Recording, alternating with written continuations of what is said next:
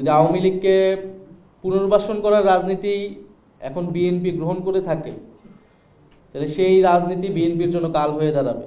যে আওয়ামী লীগকে একদিকে যেমন আওয়ামী লীগ তৎপরতা চালাচ্ছে, ষড়যন্ত্র করছে, সন্ত্রাসী কার্যক্রম করছে, অন্যদিকে দেশের কোনো রাজনীতিবিদ আওয়ামী লীগকে নির্বাচনে আনার ষড়যন্ত্র করছে।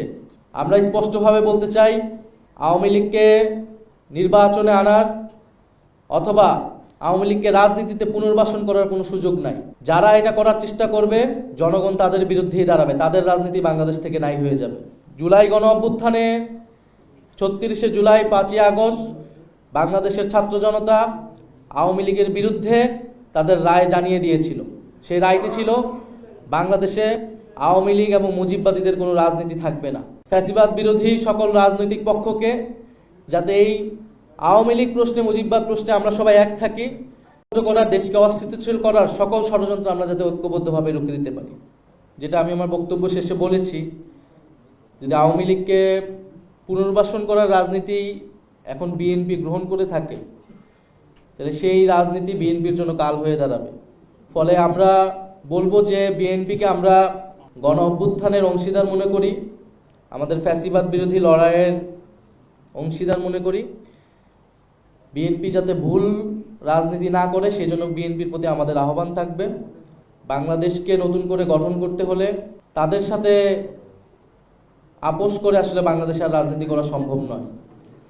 আর জাতীয় নাগরিক পার্টি কোনো শক্তি কি শক্তি না, এটা আসলে রাজপথে ভোটের মাঠেই জনগণই এটা রায় দিবে।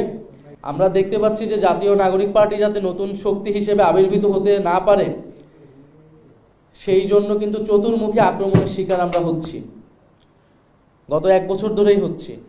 কারণ বাংলাদেশের এস্টাবলিশমেন্ট, বাংলাদেশের যারা বাংলাদেশকে নতুন করে পুনর্গঠন করতে চায় না, যারা পুরনো ক্ষমতা কাঠামোকেই রাখতে চায়, এটা শুধু আওয়ামী লীগ না, আওয়ামী লীগের বাইরেও বিভিন্ন শক্তি, তারা কিন্তু চায় না যে তরুণদের একটি শক্তির উত্থান ঘটুক, জাতীয় নাগরিক পার্টির উত্থান ঘটুক।